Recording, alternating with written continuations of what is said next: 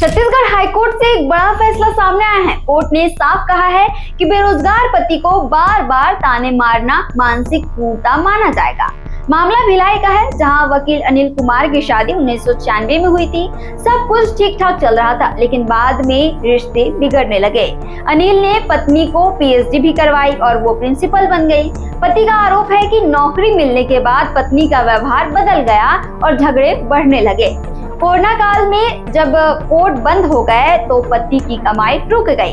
इसी बीच पत्नी ने बेरोजगार होने पर ताने मारने शुरू कर दिए।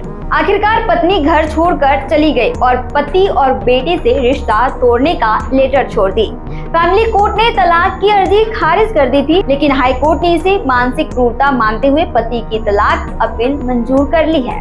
इस खबर पर आपकी क्या राय है, कमेंट करके जरूर बताएं। छत्तीसगढ़ से जुड़े और अपडेट्स के लिए आप देखते रहें वयम छत्तीसगढ़।